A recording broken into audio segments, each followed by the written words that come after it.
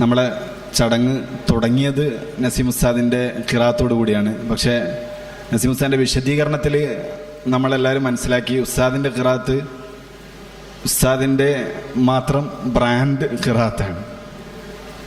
അപ്പം പാറ്റൻ്റുള്ള ഖിറാഅത്താണ്, ഒരു ഇൻ്റലക്ച്വൽ പ്രോപ്പർട്ടിയാണ്. അപ്പോൾ അത് കൊണ്ട് തന്നെ അതായ നിലക്ക് ഉസ്താദിൻ്റെ ഖിറാഅത്തായ നിലക്ക് നമുക്ക് ആസ്വദിച്ചുകൊണ്ട് സദസ്സ് അവസാനിപ്പിക്കാൻ കഴിയുമെന്നാണ് വിചാരിക്കുന്നത്. ഉസ്താദ് സമ്മതിക്കുന്നു കരുതുന്നു. അതിന് മുമ്പ് നേരത്തെ നമ്മൾ ചോദിച്ച ചോദ്യം അവിടെ ബാക്കിയുണ്ട്.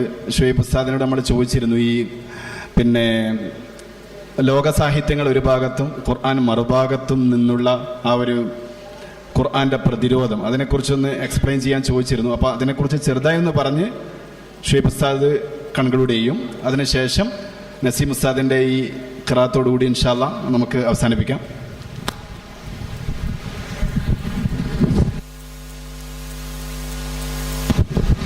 ഞാൻ ആ വിഷയത്തിൻ്റെ ഒന്ന് രണ്ട് ടിപ്പുകൾ മാത്രം പറയാം. ഒന്ന്, ഖുർആൻ നേരത്തെ മുജ്തബി ഉസ്താദ് പറഞ്ഞൊരു വാക്കുണ്ടല്ലോ, ഇപ്പോൾ ഫഅ്തൂബി സൂറത്തി മിൻ മിഥ്ലി, ഖുർആന് തുല്യമായൊരു സൂറത്ത് കൊണ്ടുപോകാം. അവിടെയൊക്കെ ഖുർആൻ ഉപയോഗിച്ചത് മിഥിൽ എന്നൊരു വാക്കാണ്.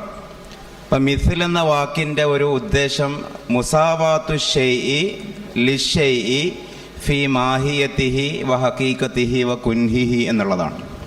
ഒരു വിഷയം മറ്റൊരു വിഷയത്തോട്, ഒരു വസ്തു മറ്റൊരു വസ്തുവിനോട് മാഹിയത്ത് ഹഖീഖത്ത് കുൻഹിൽ, അത് നമുക്ക് മന്തിക്കിൽ പഠിക്കാം അതിൻ്റെ വ്യത്യാസം. എല്ലാവരും പണ്ഡിതന്മാരാണ്.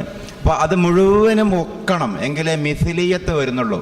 അതേസമയം ഏതെങ്കിലും ഒരു വിഷയത്തിൽ മാത്രം ഒക്കുമ്പോൾ അത് മഥലിയത്താണ് എന്ന് പറയാം. അപ്പോൾ ഖുർആൻ്റെ മിഥിലാവണമെങ്കിൽ അതിനൊരു മൾട്ടി ഡയമെൻഷൻസ് ഉണ്ടാവണം. സാഹിത്യത്തിൻ്റെ ആസ്പെക്റ്റ്, സയൻസിൻ്റെ ആസ്പെക്റ്റ്, ഭരണഘടനയുടെ ആസ്പെക്റ്റ്, ആത്മീയ പാഠങ്ങളുടെ ആസ്പെക്റ്റ്, അങ്ങനെ മനുഷ്യഭാവനയിൽ എന്തൊക്കെ വരുന്നുണ്ടോ അതിൻ്റെ എല്ലാം ഒരു ഡയമെൻഷൻ, അതിൻ്റെ എല്ലാം ഒരു ഹൈസിയത്ത് ഖുർആനിൽ കിട്ടുന്നുണ്ട്. അതേപോലെ മറ്റൊന്നിൽ കിട്ടുന്നില്ല. അത്രമാത്രം നമ്മൾ ചിന്തിച്ചാൽ മതി. അപ്പം അതിൻ്റെ ഒരു ടിപ്പ് എന്ന് ഞാൻ പറഞ്ഞത്, ഇപ്പം നോക്ക്, ഒരു പുസ്തകത്തിൻ്റെ ചട്ടപ്പുറത്ത് അതിൻ്റെ ഓതറിൻ്റെ പേരുണ്ടാകും. ഇപ്പോൾ ടോൾസ്റ്റോയിയുടെ അല്ലെ പോളോ കൊയ്ലോയുടെ MT വാസുദേവൻ നായരുടെ ഒരു പുസ്തകം പ്രദർശിപ്പിക്കുമ്പോൾ അതിൻ്റെ ഒരു അട്രാക്ഷൻ പോളോ കൊയ്ലോ എന്ന് വെല്ലിങ്ങനെ എഴുതും. എന്നിട്ടാണ് ചെറുങ്ങനെയാണ് ആൽക്കമിസ്റ്റ് എന്ന് എഴുതുക. MT വാസുദേവൻ നായറിന് ഒരു പേജിൻ്റെ 2 ഓക്കുപ്പി ചെയ്യും. മഞ്ഞ് എന്ന് ചെറുങ്ങനെ ഉണ്ടാവുക. അതേസമയം അത് ഓതേഴ്സിനെ നോക്കിയിട്ടാണ് ആ പുസ്തകത്തിൻ്റെ വാല്യം വരുന്നത്. ഖുർആൻ്റെ ഒരു പ്രത്യേകത, ഖുർആൻ്റെ ചട്ടപ്പുറത്ത് അള്ളാഹു എന്ന് എഴുതാറില്ല. ഖുർആൻ്റെ ചട്ടപ്പുറത്ത് മുഹമ്മദ് റസൂലുള്ളാഹി സ്വല്ലല്ലാഹി അലൈഹി വസല്ലം എന്നും എഴുതാറില്ല. ഖുർആൻ്റെ ചട്ടപ്പുറത്ത് എഴുതാറുള്ളത് അൽ ഖുർആനുൽ കരീം എന്ന് മാത്രമാണ്. മഞ്ഞ് എന്ന് മാത്രം എഴുതിയാലൊരു നോവല് പോവോ? ഞാൻ പറഞ്ഞാൽ മനസ്സിലായോ? MT വാസുദേവൻ നായർന്നില്ല, ചട്ടപ്പുറത്തുള്ളത് മഞ്ഞ് എന്ന് മാത്രമാണ്. ആ നോവൽ സെല്ലിങ്ങിൽ പോവില്ല, അല്ലെ ആൽക്കമിസ്റ്റ് എന്ന് മാത്രം പോവില്ല. പക്ഷെ ഖുർആനിലായപ്പോൾ ഓദറിൻ്റെ പേരായ ആ ഭാഷയിലേക്ക് മാറ്റിയാൽ അള്ളാഹിൻ്റെ പേരില്ല. ഇനി അതിനെ ഈ അന്യാഖ്യാനം ചെയ്ത എത്തിച്ചു തന്ന നബി സല്ലല്ലാഹു അലൈഹി വസല്ലമയുടെ പേരും ഇല്ല. എന്നിട്ടും ഖുർആൻ ഈ നോക്കൂ, ഒരു ദിവസം തന്നെ ഇപ്പോൾ മസ്ജിദുൽ ഹറമിലെ എക്സാമ്പിൾ എനിക്ക് ഫോളോ ചെയ്ത് പരിചയമുള്ളത് ഹറമായത് കൊണ്ടാണ് പറയുന്നത്. ഇനി മുതൽ ബാക്കവി ഉസ്താദിനെയും ഇൻഷാ അല്ലാഹ് സമയം പോലെ കേൾക്കണം. അപ്പോൾ അവിടെയുള്ള ഓത്ത്, പിന്നെ ഈ കനാത്തുൽ ഹറമൈനിയ അല്ലെ കനാത്തുൽ മക്കത്തിൽ മുക്കറമിയ യൂട്യൂബ് ചാനൽ എന്തോ ഒരു പേരുണ്ടല്ലോ, അൽ ഹറമൈൻ. അപ്പോൾ അതിലൊരു ഖിറാഅത്ത് ഒരു അപ്ലോഡ് ചെയ്താൽ നിങ്ങളൊക്കെ ശ്രദ്ധിക്കുന്ന ആൾക്കാരായേക്കാം, നേരത്തോടെ നേരമാകുമ്പോഴേക്ക് 1 ലക്ഷം, 5 ലക്ഷം, 10 ലക്ഷം ഒക്കെ വ്യൂവേഴ്സാണ്. അതിൽ തന്നെ ഓരോ ഫാൻ ബേസിൽ നമ്മൾ നോക്കിയാൽ മാഹിറുൽ മുഹൈക്കിലിയുടെ, യാസർ ദോസരിയുടെ ഒക്കെ ഓത്ത് കേൾക്കാൻ ലോകത്തിൻ്റെ പല ഭാഗത്തും റിപ്പീറ്റേഷനാണ്. നോക്കൂ, ഇപ്പോൾ ദീർഘിച്ച് പോകുന്നുണ്ടെന്ന് തോന്നുന്നു, നിങ്ങൾക്ക് റിലേറ്റ് ചെയ്യാൻ പറ്റും. ഇപ്പം സാമൂഹികമായി ചിന്തിച്ചാൽ മലയാളത്തിൽ ഏറ്റവും നല്ല നടനാരാന്ന് വെച്ചാൽ സമൂഹം ചിലപ്പോൾ പറയും മമ്മൂട്ടീൻ്റെ പേര് പറയും. ഒരു സിനിമ പറയുമെന്ന് കേൾക്കുമ്പോൾ പറയും ഇന്ന സിനിമ എന്നും പറയും. പക്ഷെ ആ സിനിമാ പ്രേമിയോട് ചോദിച്ചു നോക്കൂ, ആ സിനിമ 2 തവണ കണ്ടിട്ടുണ്ടോ? ചിലപ്പോൾ ഒക്കെ 2 തവണ കണ്ടിട്ടുണ്ട്. 3 തവണ കണ്ടിട്ടുണ്ടോ എന്ന് ചോദിച്ചാൽ ഇല്ല. 4ാം തവണ കാണുക എന്നുള്ളതൊരു ശിക്ഷയാണ്. നമ്മൾ ഈ നേരത്തെ പറഞ്ഞ ലോകത്തെ ബെസ്റ്റ് ക്ലാസിക് സാഹിത്യങ്ങൾ അത് 2 തവണ വായിക്കുക എന്നുള്ളത് ദുഷ്കരമാണ്. റിപ്പീറ്റേഷൻ എന്നുള്ളത് ഛർദ്ദിക്കാൻ വരും. ഖുർആനോ ഒരേ സാധനം റിപ്പീറ്റ് ചെയ്യപ്പെടുന്നു. അതിൻ്റെ റിപ്പീറ്റേഷൻ വാല്യൂ അന്നന്ന് കൂടുക എന്നേ ഉള്ളൂ. കാരണം അതിന് അതിൻ്റെതായൊരു പ്രതിഫലനം കിട്ടുന്നുണ്ട്. വായനാസ്വാദനം ഇന്റലക്ച്വൽ എന്റർടൈൻമെന്റിന് അപ്പുറം അത് മനുഷ്യനെ മൗൾഡ് ചെയ്യുന്ന, റീബിൽഡ് ചെയ്യുന്ന മറ്റൊന്നായി മാറുന്നു. ലാസ്റ്റ് അതിലൊരു വാക്ക്, നമുക്ക് ഉസ്താദിന്റെ ഒത്തിലേക്ക് പോകുമ്പോൾ ഒരു വാക്ക് മാത്രം, അള്ളാഹു എന്നുള്ള വാക്ക് മാത്രം എടുത്തു നോക്കൂ. ലാ ഇലാഹ ഇല്ലല്ലാഹ് എന്നുള്ളൊരു വാക്ക് മാത്രം എടുത്തു നോക്കൂ. ഖുർആൻ ഈ സാഹിത്യ കലാസൃഷ്ടിയാണ് എന്ന് പലതുമാണെന്നത് പോലെ ഒരു വര കൊണ്ടാണ് അള്ളാഹു ബാക്കിയൊക്കെ ഉണ്ടാക്കിയത്. ലാ ഇലാഹ ഇല്ലല്ലാഹ് എന്ന് പറയുന്ന ആ പ്രസ്താവന മുഴുവനും ഒറ്റ വരയാണ്. അള്ളാഹു എന്നതിൻ്റെ ഒറ്റ അലിഫാണ് ആ കാണുന്നത്. ലാ എന്ന് പറയുമ്പോൾ ഒരലിഫ് ഇങ്ങനെ ഇട്ടു, ഒരലിഫ് ഇങ്ങനെ ഇട്ടു, ഒരലിഫ് ഇങ്ങനെ ഇട്ടു. ഈ റൗണ്ട് ചെയ്യുന്ന ലിപി പുതിയ കാല സൃഷ്ടിയാണ്. നമ്മൾ പഴയ കാലത്തെ ലോകത്തെ മായൻസിൻ്റെ, ഈജിപ്ഷ്യൻ്റെ, ഇന്ത്യൻ്റെതോ ഏത് ലിപി എടുത്താലും അത് ഈ പറയുന്ന ത്രികോണ ചതുരാകൃതിയിലാണ് ഉണ്ടാവുക, റൗണ്ട് ഷേപ്പ് ഉണ്ടാവില്ല. അപ്പോൾ ഇങ്ങനെ ഒരു വര ഇട്ടു, ഇങ്ങനെ ഒരു വര ഇട്ടു, ഇങ്ങനെ ഒരു വര ഇട്ടു, പിന്നെയും ഒരു വര, ഇലാഹ ഒരു വര, ലാ ഒരു വര, പിന്നെയും ഒരു വര. ഹ എന്ന് പറയുന്നത് ഒരു വരയെ ഉരുട്ടിയതാണ്. ഷക്കീർ ഉസ്താദ് പറഞ്ഞല്ലോ, തീരാത്ത തുടർച്ച, തിരമാലയാണ് കുല്ലുൻ ഫി ഫലക്കിൻ. ഒരു വലയെ ഉരുട്ടിയതാണ് ഹ. പിന്നെയും ഇല്ല, പിന്നെയും അല്ല. വാസ്തവത്തിൽ ഒരു വര കൊണ്ടുണ്ടാക്കിയ ഒറ്റ വര, ഈ ഒരു വര പണ്ട് പറഞ്ഞല്ലോ, മദ്രസയിൽ പോയാൽ അലിഫായി, കണക്കിൻ്റെ ക്ലാസ്സിൽ 1 പിന്നെ അത് ഇംഗ്ലീഷിൻ്റെ ക്ലാസ്സിലെത്തിയപ്പോൾ ഐ, പിറ്റേന്ന് നോക്കുമ്പോൾ അത് ക്യാപിറ്റൽ ലെറ്ററിലാണ് ഇരുന്നു ഐ, സ്മോൾ ലെറ്ററിൽ LI. കുട്ടി പറഞ്ഞു ഞാൻ സ്കൂളിൽ പോകുന്നില്ല. കാരണം എന്താ, ഇത് ഒരു സാധനം തന്നെ 4 പേരാണ്, അല്ലെങ്കിൽ ഉസ്താദ് പറഞ്ഞ അടിയാണ് എന്ന് പറഞ്ഞതിൻ്റെ അതൊരു ചളിയാണ്.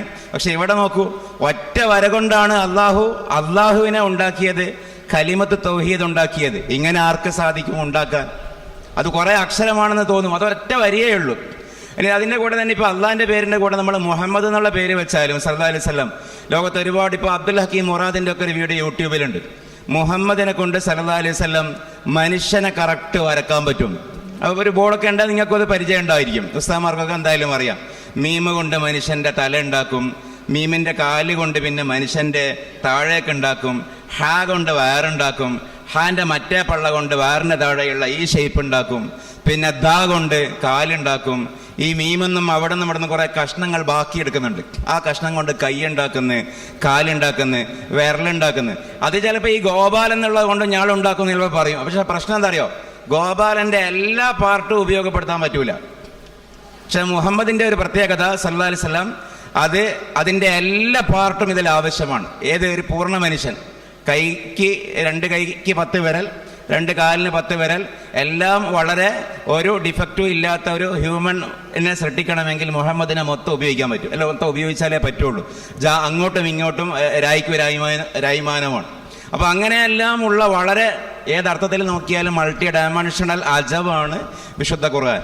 പിന്നെ ഇതിൻ്റെ ഒരു തീം അവിടെ തന്നെ നമുക്ക് ആ ഒരു ആയത്ത് മാത്രം വിശദീകരിച്ചാൽ മതി. നമ്മൾ പറഞ്ഞു അല്ലെ, അത് ഇതിൻ്റെ ഒരു കൺക്ലൂഷനിൽ പറഞ്ഞാൽ ഈ V4Q ഷക്കീർ ഉസ്താദിൻ്റെ ആമുഖത്തിൽ കൃത്യമായി പറഞ്ഞു. അതൊക്കെ എല്ലാ കാലത്തെയും ഖുർആൻ ഉൾക്കൊള്ളുന്ന ഒരു രീതിയാണ് ഈ പറയുന്നത്. 1400 കൊല്ലം മുമ്പും ഇത് അത്ഭുതമാണ്, ഇന്നും ഇത് അത്ഭുതമാണ്. ഖുർആൻ ഏറ്റവും അത്ഭുതകരമായ, ഇതിനോട് റിലേറ്റ് ചെയ്യാൻ പറ്റുന്ന ഒരു ആയത്ത്, പുതിയ കാലത്ത് ഏറ്റവും സ്റ്റഡീസ് നടക്കുന്ന ഒരു ആയത്താണ് ഈ ഖുത്തറബത്തി വൻഷക്കൽ ഖമർ എന്ന് പറയുന്ന ആയത്ത്. അവിടെ അന്ത്യനാൾ അടുത്തു, ചന്ദ്രൻ പിളർന്നു എന്ന് പറയുമ്പോൾ ആ അന്ത്യനാൾ അടുത്തു എന്നതിന് അസ്സാഴ എന്നുള്ളതിനാൽ വഖത്തു അസ്സമാനു എന്നൊക്കെ കൊടുക്കുന്ന, അതൊരു ഏതെങ്കിലും സ്കോളേഴ്സ് അല്ല, നമുക്ക് അവലംബിക്കാൻ പറ്റുന്ന ധാരാളം പണ്ഡിതന്മാരുണ്ട്. അപ്പോൾ കാലം അവസാനമാകുമ്പോൾ സമയം അടുത്തടുത്ത് വരും. ഇപ്പോൾ ഒരു ഇൻസ്റ്റന്റ് റാപ്പിഡ്നെസ് എല്ലാ കാര്യങ്ങൾക്കും വന്നു എന്നുള്ളത് വളരെ മനോഹരമായി ഷക്കീർ ഉസ്താദ് ആമുഖത്തിൽ പറഞ്ഞു. എവിടം മുതൽ എവിടം വരെ എന്ന് ചോദിച്ചിട്ടുണ്ടെങ്കിൽ അത് പഴയ കാലത്ത് 100 കൊല്ലം കൊണ്ടും 500 കൊല്ലം കൊണ്ടും ഉണ്ടാവുന്ന സാമൂഹിക മാറ്റങ്ങളാണ് നേരം ഇരുട്ടി പുലരുമ്പോഴേക്ക് ലോകത്ത് സംഭവിക്കുന്നത്. 10 കൊല്ലം മുമ്പുള്ള ലോകമല്ല ഇന്നത്തെ ലോകം എന്ന് പറയുന്നത് പോലും അനുചിതമാണ്.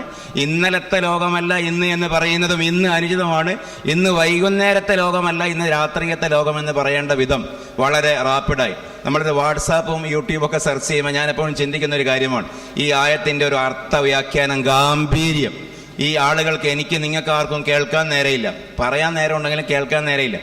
എല്ലാവരും അങ്ങനെയാണ്. അതുകൊണ്ട് നമ്മൾ എന്ത് ചെയ്യും, വാട്സാപ്പിൽ കേൾക്കുന്ന വോയിസ് 1.5 കേൾക്കാറുള്ളൂ, ഇൻറ്റു 2 ആക്കും. എന്നിട്ട് കലബലയാകുന്നുണ്ടെങ്കിൽ ചെറിയൊരു അഡ്ജസ്റ്റ്മെൻറ്റ് 1.5 ആക്കും.